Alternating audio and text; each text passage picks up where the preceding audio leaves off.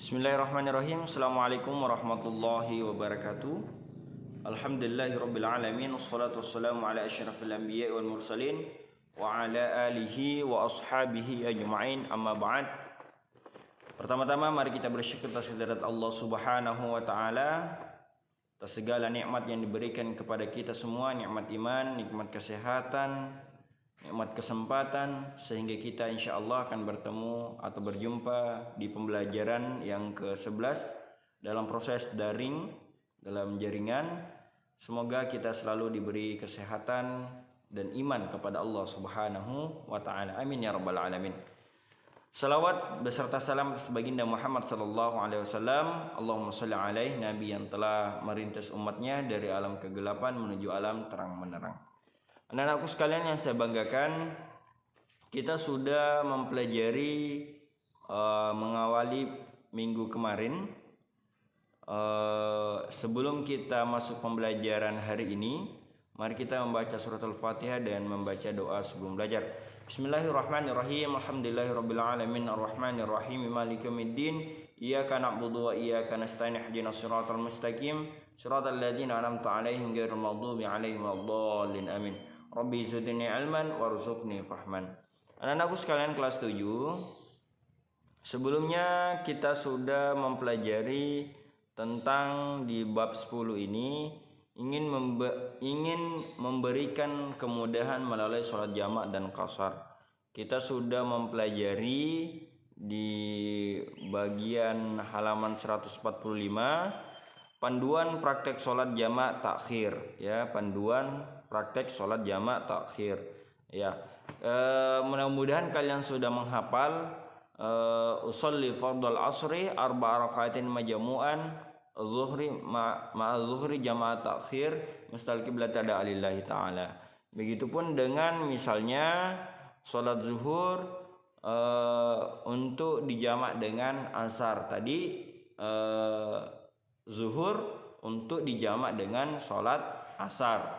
Sekarang di sini adalah zuhur dijamak dengan asar. Sholli fardhu zuhri arba'a rakaatin majmu'al ma'al asri jamaah takhir mustal qiblat lillahi ta'ala.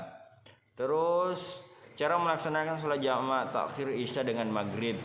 Ya, jadi niatnya sama, hanya membedakan adalah sholat apa pada saat itu yang kita laksanakan. Ini adalah sholat menggabungkan sholat maghrib dengan isya. Ya, ini sholat jamak takhir. Ini panduan praktek sholat jamak takdim di kasar, ya. Sholat jamak takdim di kasar memenuhi persyaratan untuk melaksanakan sholat, ya. B. Melaksanakan sholat yang didahulukan dengan iqamah. Melaksanakan sholat zuhur 2 rakaat diawali dengan niat untuk sholat jamak takdim dan di kasar, ya. Jadi menggabungkan sholat hanya 2 rakaat, ya, dari memperkecil lagi rakaat sholatnya. Tadi kalau sholat jamak sholat jamak takhir, artinya sholat jamak praktik sholat jamak takdim itu 4 rakaat. Tapi kalau ini praktek sholat jamak takdim, ya, takdim itu 4 rakaat. Kalau dia sholat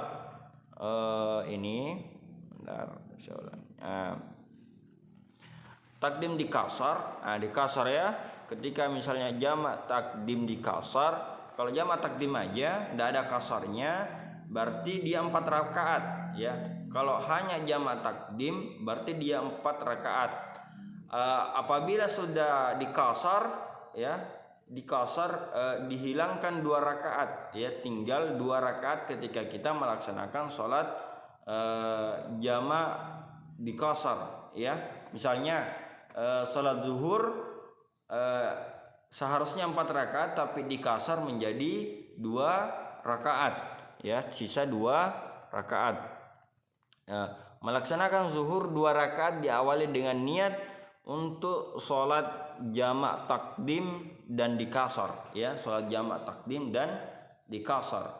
Sholli fardhu zuhri rakaataini, ya, rakaataini karena dia 2 rakaat, ya. Kalau dia 4 rakaat berarti arba'ah, ya. Usalli fardhu zuhri rakaataini kasran, ya kasran majmu'an ma'al asri jama'at takdim mustal qiblat ada alillahi ta'ala. Ya karena kita mau menjama salat zuhur dengan asar, ya. Kalau salat jamaah takdim tadi 4 rakaat, tapi kalau dibersamaan dengan kasar itu memperkecil lagi dari 4 rakaat menjadi 2 rakaat. Niatnya usalli fardhu zuhri rakaataini kasran, ya kasran karena dikasar, ya bukan takdim, ya. Usalli fardhu rakaatain kasran majmu'an mal asri jamaah takdim mustal qiblat ada alillahi ta'ala. Oke. Tuh, selanjutnya bacaan ini untuk bacaan Al-Qur'an niat lafaz bahasa Indonesia. Saya berniat salat zuhur 2 rakaat dijama dengan asar dengan jamaah takdim menghadap kiblat karena Allah Ta'ala.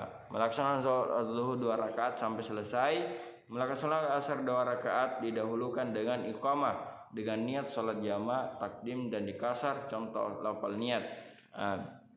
Ini contoh lafal niatnya ketika misalnya asar, ya pada kita pelaksanaannya salat asar mau dikasar dengan salat zuhur, ya usalli fardal asri rakaataini kasratan, ya kasratan majmu'al ma'al zuhri jamaah takdim mustal qiblat ada alillahi ta'ala, ya melaksanakan salat asar 2 rakaat sampai selesai.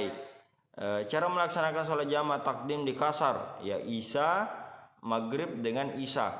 Jadi untuk maghrib itu tidak boleh dikasar, ya tidak ada kasar di maghrib karena jumlah rakaat maghrib, ya jumlah rakaat maghrib itu hanya 3 rakaat, ya.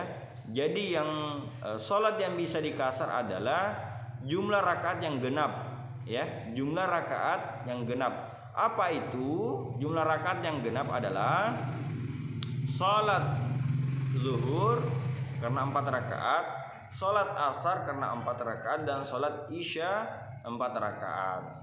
Yang tidak bisa dikasar adalah sholat subuh dan sholat maghrib, ya karena subuh sudah tidak boleh dikasar dan tidak boleh tidak boleh jamak takdim, ya karena sholat subuh jauh perantara waktu pelaksanaannya, ya. Jadi yang bisa dikasar dan ditakdim jamak takdim adalah sholat zuhur dengan asar, maghrib dengan isya. Namun di maghrib itu untuk kasarnya tidak boleh menjadi 2 rakaat, tetap dia 3 rakaat. Gimana cara atau lafaz niatnya? Usalli fardal maghribi salasan rakaataini majmu'al ma'al isya'i maksuratin jamaah takdim mustal qiblat ada alillahi ta'ala, ya maksuratin jamaah takdim mustal qiblat ada alillahi ta'ala, ya. Saya berniat menjalankan sholat fardu maghrib 3 rakaat dijamak dengan isya yang diringkas, ya maksuratin, ya artinya maksuratin diringkas dengan jamaah takdim menghadap kiblat karena Allah Ta'ala, ya. Jadi diringkas menjadi 2 rakaat, ya diringkas menjadi 2 rakaat. Jadi saya berniat melaksanakan salat fardul maghrib 3 rakaat dijamak dengan isya yang diringkas karena Allah Ta'ala, ya karena Allah Ta'ala. Allahu Akbar. Jadi kita sholat maghrib dengan 3 rakaat seperti biasa, takbiratul ihram sampai salam. Melaksanakan sholat maghrib 3 rakaat sampai selesai. Melaksanakan sholat isya 2 rakaat yang didahulukan dengan iqamah. Setelah kita melaksanakan sholat maghrib 3 rakaat dan setelah salam, maka kita iqamah lagi untuk melaksanakan sholat isya 2 rakaat. Ya, niatnya yang mana? Niatnya adalah usalli fardal isya'i rakaataini kasran, ya kasran majmu'al ma'al maghribi jamaah takdim mustal qiblat ada alillahi ta'ala. Jadi saya berniat ini untuk bahasa Indonesianya di sebelahnya saya berniat menjalankan sholat fardu isya 2 rakaat di kasar dengan didahulukan dengan maghrib dengan jamak takdim menghadap kiblat karena Allah Ta'ala. Jadi karena kita mendahulukan sholat maghrib dulu baru isya. Ya, panduan praktek sholat jamak takhir di kasar. Ya, tadi itu jamak takdim di kasar. Ya, sekarang jamak takhir di kasar. Jadi bedakan, kalau jamak takdim di kasar, ya takdim itu adalah melaksanakan waktu sholat. Ya, jadi perhatikan ini anak-anak sekalian. Sholat jamak takdim adalah sholat yang didahulukan sebelum masuk waktu pelaksanaan sholat. Ya, contohnya melaksanakan maghrib ke isya. Ya, melaksanakan waktu maghrib pada sholat isya. Ya, paham ya? Maksudnya adalah melaksanakan sholat yang belum masuk pada waktunya. Misalnya tadi zuhur, namun kita melaksanakan sholat jamak takdim dengan waktu zuhur, tapi melaksanakan sholat jamak asar. Ya, kalau takhir adalah melaksanakan sholat yang sudah lewat waktunya.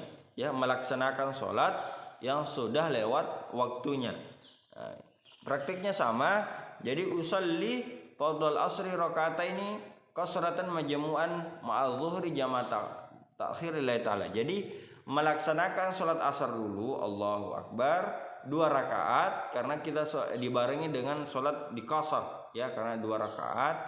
Setelah itu, ya, usolli fardhu zuhri rakaatain qasratan majmu'an ma'al asri jamak takhir mustaqbil qiblat ada lillahi ta'ala. Jadi melaksanakan lagi sholat zuhur setelah sholat asar. Ya, melaksanakan sholat zuhur pada waktu asar, itu jamak takhir namanya, takhir di kasar. Ya, kalau jamak takdim adalah melaksanakan sholat asar pada waktu zuhur. Ya, oke. Selanjutnya sama niatnya, ini niatnya usolli fardhul maghribi salasa rakaat majmu'an mal isya'i jamak takhir misal qiblat ada. Jadi melaksanakan salat maghrib pada waktu salat isya. Jadi karena sudah lewat waktu salat maghrib, karena kita mau jamak takhir, maka kita melaksanakan salat isya 2 rakaat terlebih dahulu, baru berniat lagi, iqamah lagi, berniat lagi sholli fardhul maghribi salasa rakaat majmu'an ma'al isya'i jamak takhir mustaqbil qiblat ada lillahi ta'ala. Baru kita melaksanakan salat maghrib 3 rakaat. Karena salat maghrib tidak boleh disingkat karena dia dalam hitungan ganjil. Anak-anakku sekalian, jadi kalian cukup memperhatikan tadi apa yang saya jelaskan. Dan untuk yang menjadi tugasnya yang ditulis adalah ini. Bacalah cerita berikut ini. Jadi ini yang ditulis adalah cerita tentang tidak bisa sholat khusyuk. Ya, tidak bisa sholat khusyuk karena kita pada saat kita melaksanakan sholat, itu susah sekali dalam keadaan khusyuk. Ya, misalnya apalagi kita sholat di rumah. Ya, kalau di rumah banyak sekali pendengaran pada saat kita melaksanakan sholat. Misalnya Allahu Akbar, alhamdulillahirabbil alamin. Ya, takbiratul Allah berkabir walhamdulillahi bukratan wa asila inni wajjahtu wajhiya lillazi fataras samawati wal ard. Ya, selanjutnya itu sampai salam terkadang kita mendengar sesuatu dan memikirkan sesuatu. Bagaimana kuncinya? Rasulullah menceritakan atau membuat kisah beberapa sahabat. Jadi ini yang ditulis adalah tidak bisa sholat khusyuk. Nah, jadi ini yang ditulis ini. Ya, setelah ditulis ini secara keseluruhan dan memperhatikan, ya, terus tugasnya adalah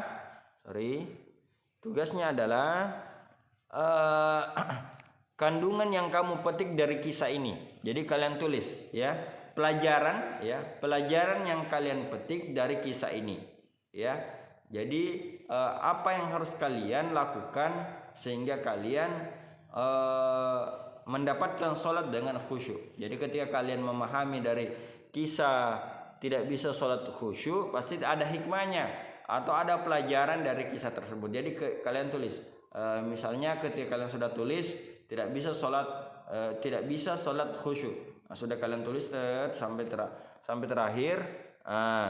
Jadi kalian tulis di bawahnya pelajaran yang saya petik dalam kisah di atas adalah bla bla bla bla. Tulis sudah sesuai dengan referensi kalian yang sudah kalian tulis. Itu tugas pertama. Terus kedua, melanjutkan tulisannya di rangkuman. Rangkuman itu 1 2 3 4 5. Jadi rangkuman dari bab 10 ya.